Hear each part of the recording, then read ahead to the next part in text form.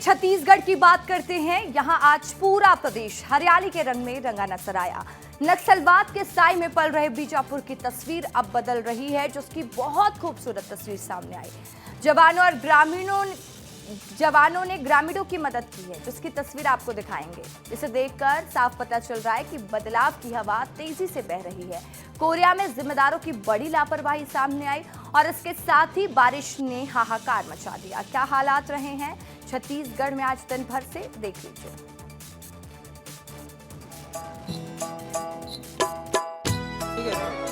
मुख्यमंत्री विष्णुदेव साय ने आज कृषि यंत्रों की पूजा की और ये देखिए कृषि यंत्र है, क्या क्या है, नांगर है, इसके अलावा कुदारी है, ये देखिए ये सब्जी काटने वाला हंसिया है, इसके अलावा सावर है। पूजा करने की परंपरा है वो मुख्यमंत्री विष्णुदेव साय ने निभाई है और सीएम हाउस है, लेकिन गांव की तरह इनको बहुत खूबसूरत तरीके से सजाया गया। और ये देखिए गांव में जिस तरीके से गायों के लिए पैरा रखते हैं, इसके अलावा जो गोबर से बने छेना रखते हैं उसको बाकायदा रखा गया है, ताकि जो सीएम हाउस है वो गांव की तरह रखे। और यही कारण है कि देखिए मुख्यमंत्री ने यही बैठकर पूजा अर्चना की है। तो बाकी बहुत खूबसूरत, बहुत धूमधाम तरीके से सीएम हाउस में कृषि यंत्रों की पूजा अर्चना की, प्रसाद भी खिलाया गया है। कैमरा पर्सन अखिलेश पवार के साथ कुमन साहू, विस्तार न्यूज, रायपुर।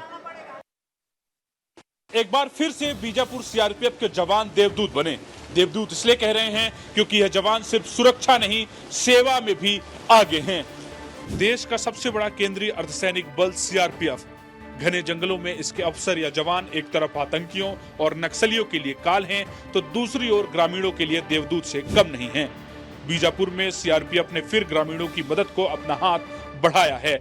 बीमार ग्रामीण को स्ट्रेचर से कंधे पर उठाया और प्राथमिक इलाज के बाद ट्रैक्टर की मदद से नजदीकी अस्पताल भिजवाया गया।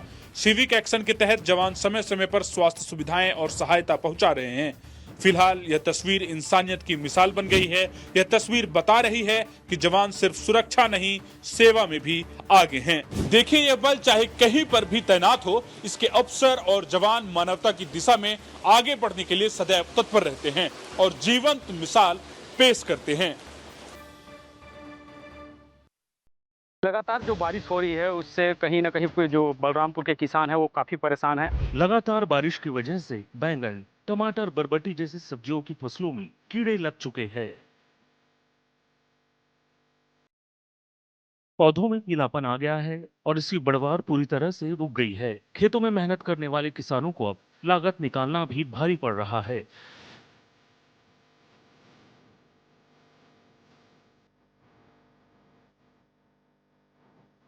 खेतों में फसलें खराब होने की वजह से सब्जी की आपूर्ति पर भी असर पड़ा है। मंडियों में आवक कम हो गई है, जिससे दाम अचानक से उछल गए हैं। कुल मिलाकर बारिश ने किसानों और व्यापारियों दोनों की परेशानी बढ़ा दी है और आम जनता भी महंगाई की इस मार से कहरा उठी है।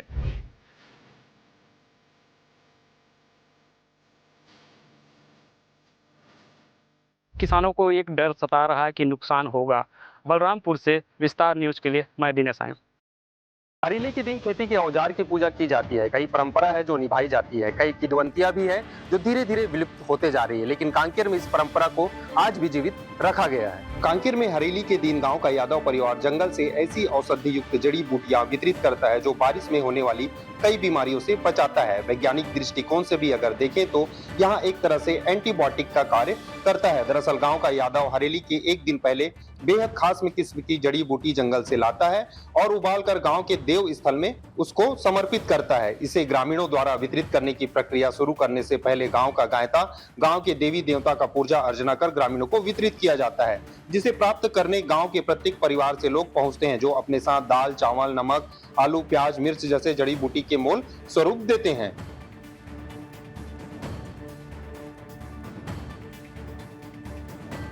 हरेली में वैसे तो कृषि औजारों की पूजा के साथ बहुत ही मान्यता है, लेकिन कांकेर की यहाँ विलुप्त होती परंपरा आज भी जीवित है, जो अपने आप में बेहद खास है। तामेश्वर सिन्हा, विस्तार न्यूज, कांकेर।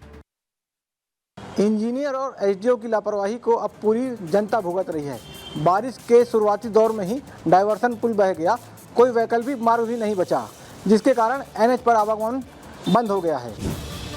पेंड्रा इलाके में कल रात हुई भारी बारिश के कारण नेशनल हाईवे पर आवागमन बंद हो गया है। केवची और पीपर खुटी के बीच कौहा नाला में बने दोनों डायवर्शन पुल बह गए हैं। इस कारण पेंड्रा केवची अमरकंटक और अमरकंटक केवची बिलासपुर मुख्य मार्ग पूरी तरीके से बंद हो गया है। अमरकंटक से दर्शन करके लौट रहे श्रद्धालु केवची में फंस गए हैं। वर्तमान में श्रद्धालुओं और यात्रियों के पास अचानक मार्ग टाइगर रिजर्व वाला रास्ता बसता है, लेकिन इस मार्ग पर आवागमन प्रतिबंधित है।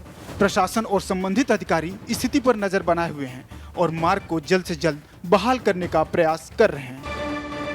कोई वैकल्पिक मार्ग नहीं होने के कारण इस इलाके में लगातार आवागमन बंद हो रहा है। वहीं बिलासपुर से अमरकंटक जाने के लिए अब लोगों को काफी लंबा सफर तय करना पड़ रहा है। संदीप अग्रवाल, विस्तार न्यूज। निर्माणाधीन तहसील भवन की छत से पानी टपकता हुआ दिखाई दे रहा है। भवन के पिलर्स और कॉलम में जो है छेद और साथ ही साथ उसमें छड़ दिखाई दे रही है। बारिश के शुरुआती दौर में ही जो गुणवत्ता विहीन कार्य है वो यहाँ पे कराया जा रहा है। देखिए भ्रष्टाचार की तस्वीरें। कोरिया जिले के नगर पंचायत पटना में निर्माणाधीन तहसील भवन में गंभीर लापरवाही सामने आई है। भवन निर्माण में गुणवत्ता मानकों की अनदेखी की जा रही है। साथ ही निर्माण कार्य में हो रही गड़बड़ियों की तस्वीरें भी सामने आई है, जो जिम्मेदार विभाग की कार्य प्रणाली पर गंभीर सवाल खड़ा कर रही है। तस्वीरों में साफ देखा जा सकता है कि भवन के कॉलम में वाइब्रेटर मशीन का इस्तेमाल ही नहीं किया गया, जिससे सीमेंट और गिट्टी में ठीक तरह से जमावट नहीं हो पाई है। नतीजतन कॉलम के भीतर लोहे की छड़ और खाली छेद साफ नजर आ रहे हैं, जो भविष्य में भवन की मजबूती को खतरे में डाल सकते हैं। इतना ही नहीं, जो हिस्सा अब तक पूरा हुआ है वहां छत से पानी टपकने की तस्वीरें भी सामने आई हैं। तस्वीरों ने साफ कर दिया है कि भवन के निर्माण में ना कोई जल रोधी तकनीक का इस्तेमाल हुआ है और ना ही यहाँ पे गुणवत्ता का ध्यान रखा जा रहा है। अब ऐसे में सवाल ये उठता है कि इस भवन का निर्माण लोगों की सुविधाओं के लिए किया जा रहा है या किसी बड़े दुर्घटना के लिए। बहरहाल अब देखना होगा कि इस पर क्या कार्रवाई शासन के द्वारा की जाएगी और जिम्मेदारों पर क्या कार्रवाई की जाती है। कोरिया से विस्तार न्यूज के लिए मैं ऋतिक शिवहरे। धमतरी के निजी स्कूल में प्राचार्य के बेटे पर मारपीट का आरोप लगा है। मासूम बच्चे को यूनिफॉर्म को लेकर पीटा गया है। बच्चे के गाल पर निशान भी देखे जा रहे हैं। देखिए एक रिपोर्ट। धमतरी से एक सनसनीखेज खबर सामने आया है। एक निजी स्कूल गुरुकुल विद्यासागर में पढ़ने वाले 7वीं के छात्र के साथ मारपीट का मामला सामने आया है। छात्र के परिजनों ने स्कूल प्राचार्य के बेटे पर मारपीट का आरोप लगाया है। पीड़ित छात्र के परिजनों ने इस मामले में एक शिकायत कोतवाली थाना में भी दर्ज कराई है और दोषियों पर कानूनी कार्रवाई की मांग की गई है। साथ ही साथ NSUI और सतनामी समाज के पदाधिकारी भी इस मामले में दोषियों पर कार्रवाई की मांग की है। पीड़ित छात्र के गाल और पीठ पर मारपीट के निशान दिखाई दे रहे हैं, जिसे देखकर समझा जा सकता है कि छोटे बच्चे को बेरहमी से पीटा गया है। बताया जा रहा है कि यूनिफॉर्म को लेकर बच्चे से मारपीट की गई है, लेकिन कई प्रकार के सवाल हैं। आखिर बच्चे ने ऐसा क्या बड़ा गलती कर दिया था जिसे वो इस प्रकार की सजा दी गई है? आखिर प्राचार्य के बेटे को मारने का हक किसने दिया है? ऐसे कई सवाल हैं जो जांच का विषय है। अभिषेक मिश्रा, विस्तार न्यूज, धमतरी।